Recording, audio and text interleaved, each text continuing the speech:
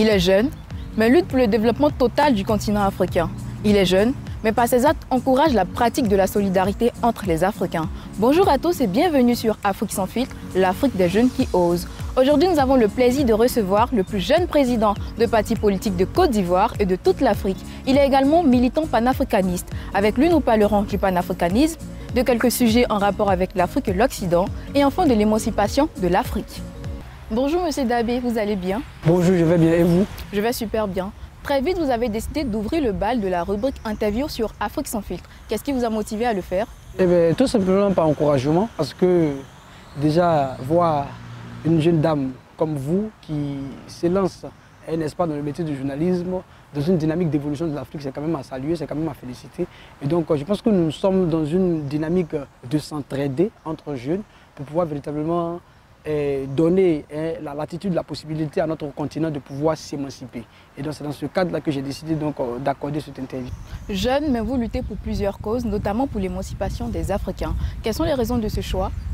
Bon, c'est d'abord un choix personnel, c'est également par la suite une passion, mais il faut noter que c'est une obligation morale, une obligation révolutionnaire, parce que quand on voit notre continent qui nage, n'est-ce pas, dans la misère, dans le chaos, dans le désespoir, je pense qu'il y a nécessité et urgence de prendre ses responsabilités devant l'histoire. Et donc moi j'ai fait pareil, j'ai décidé de prendre mes responsabilités, j'ai décidé, n'est-ce pas, de lutter pour l'émancipation de l'Afrique.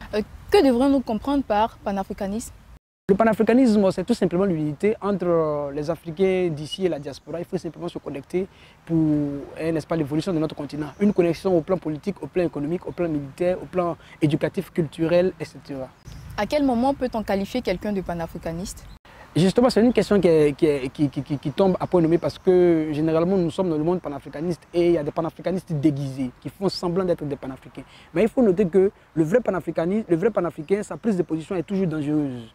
Et si votre prise de position n'est pas dangereuse, c'est que vous n'êtes pas un panafricain. Je donne une prise de position très simple. La question de souveraineté qui, aujourd'hui, malgré l'évolution des choses dans un monde néocolonialiste, reste néolibéral et néocolonialiste, reste quand même très difficile à prononcer. Donc un panafricain qui n'arrive pas à se prononcer sur des questions de souveraineté, ça devient du coup difficile. On constate tout de suite qu'il n'est pas dans une logique panafricaine.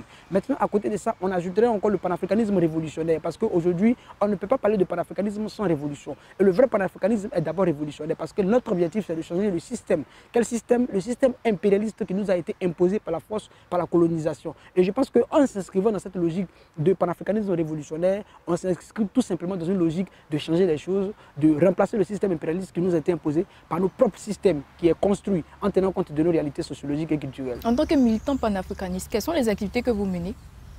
Justement, au niveau des activités que nous menons, il y a d'abord la sensibilisation parce que l'objectif, c'est de connecter les Africains, les uns et les autres, à l'idée du panafricanisme révolutionnaire. C'est en connectant les Africains à l'idée du panafricanisme révolutionnaire que chacun pourra prendre ses responsabilités devant l'histoire et on pourra véritablement mener les vrais combats qui minent notre continent. Mais si on n'arrive pas d'abord à éveiller la conscience des gens sur le panafricanisme, c'est déjà difficile. Mais je vous donne un exemple très simple pour aller rapidement.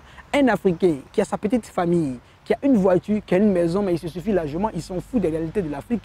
Mais il faut d'abord lui donner l'information que l'Afrique a besoin de lui, parce que sans lui, on ne pourra pas véritablement s'en sortir.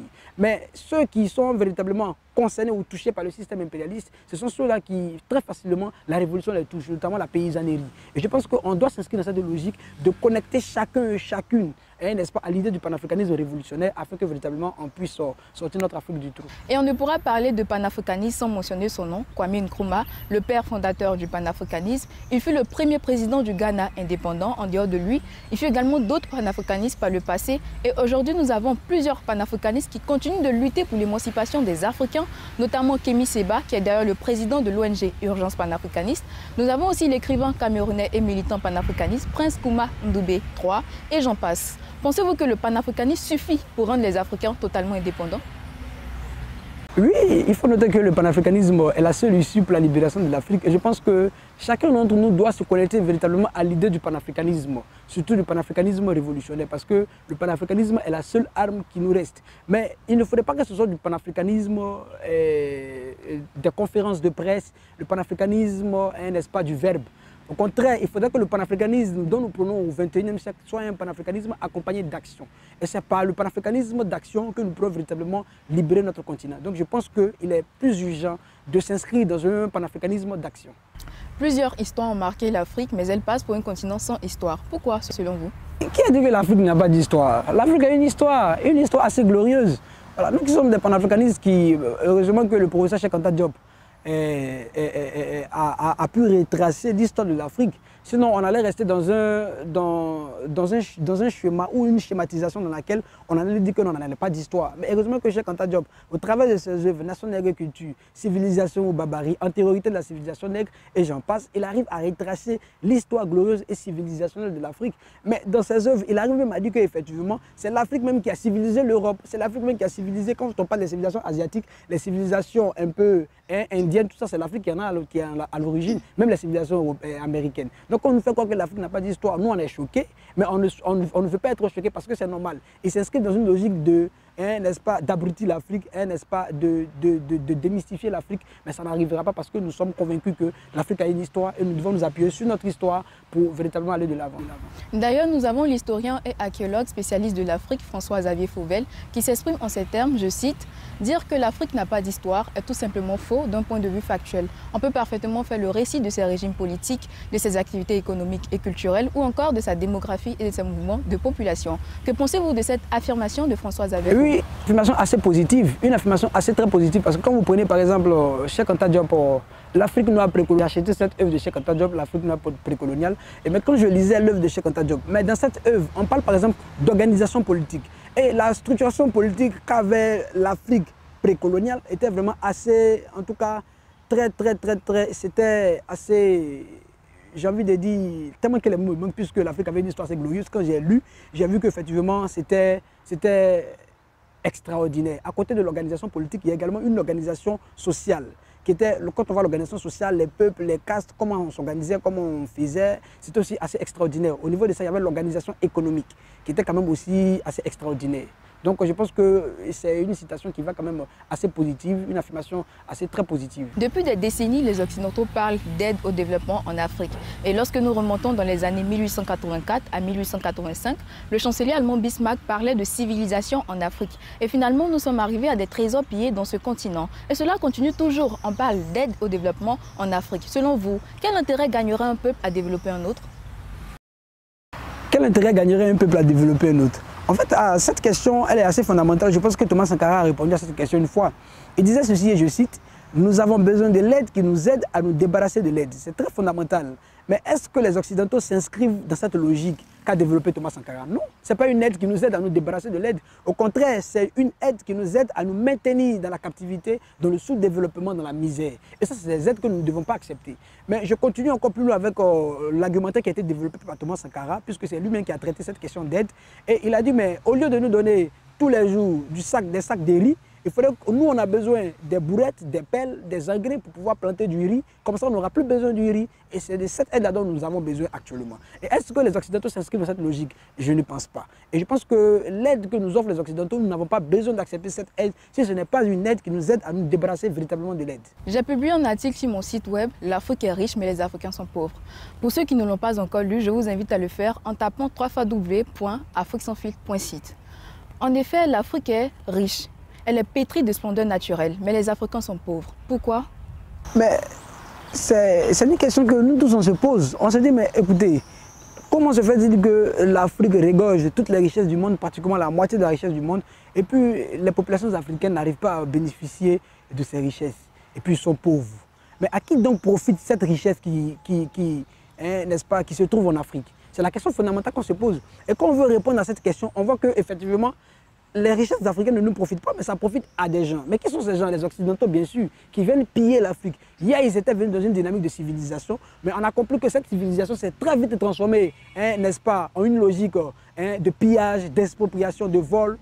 Et je pense que c'est quelque chose que nous devons aujourd'hui traiter, nous devons soigner. Et nous devons nous inscrire dans une logique de récupération de notre continent, de réorganisation de notre continent et de faire de sorte à ce que les richesses qui, n'est-ce pas, sont en Afrique puissent bénéficier à nos populations parce que c'est très important. Les richesses dont regorge notre continent doivent être des richesses qui doivent obligatoirement et impérativement profiter à notre peuple. Vous avez dit tout à l'heure que les Occidentaux pillent les richesses d'Afrique, mais comment ils font? Ils procèdent pour piller l'Afrique selon vous? Mais je vous donnerai un exemple très simple.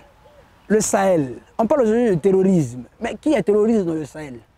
qui est terroriste dans le Sahel. Et c'est ce qui fait qu'aujourd'hui, on n'arrive pas à comprendre. Donc, il y a la technique de la terre brûlée. Après, on met le feu et après, on vient se jouer aux pompiers, on vient se jouer au truc. Donc, ça a toujours été comme cela. Par aussi l'imposition des dirigeants qui sont contre le peuple, des dirigeants qui n'émanent pas de la volonté populaire, qui sont imposés par le système impérialiste afin de maintenir, n'est-ce pas, cette domination et l'exploitation. C'est le même schéma qui se passe actuellement au Congo. Pays frère qui est tout près à côté de nous, même si c'est en Afrique centrale, c'est pratiquement sur le même continent, où là-bas on constate que ce sont les puissances occidentales qui viennent exploiter, n'est-ce pas, toutes les richesses qui se trouvent à l'est, n'est-ce pas, du Congo et qui en profitent, qui en bénéficient. Les multinationales pour les téléphones portables, le Cobalt, n'est-ce pas, et j'en passe, etc. Les Africains devraient eux-mêmes transformer leurs richesses naturelles.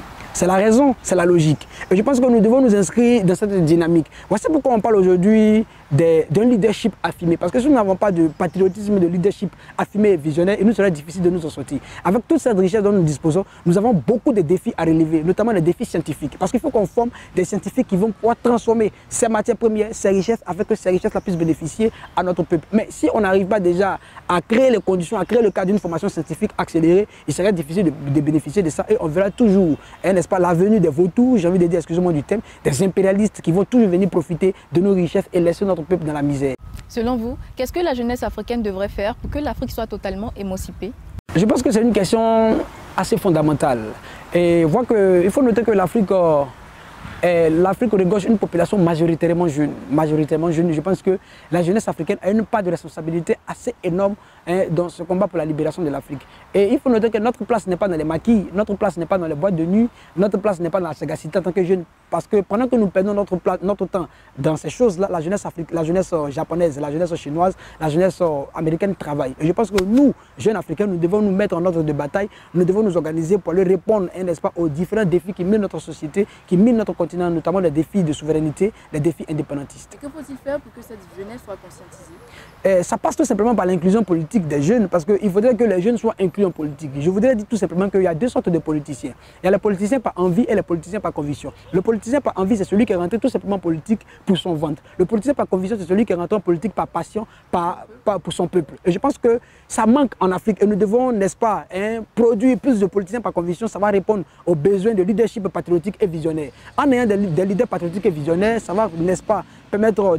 d'assainir l'espace africain et de permettre à l'Afrique de pouvoir maintenant décoller vers le développement. D'accord. Votre mot de fin à toutes ces personnes qui nous suivent en ce moment? Je voudrais m'adresser à la jeunesse africaine militante et de ne jamais se décourager. Il faut rester toujours, n'est-ce pas, en alerte et mener le combat pour la libération de l'Afrique. Il ne faut jamais écouter ceux qui nous font croire que le panafricanisme c'est une illusion et que le panafricanisme ne va jamais libérer l'Afrique.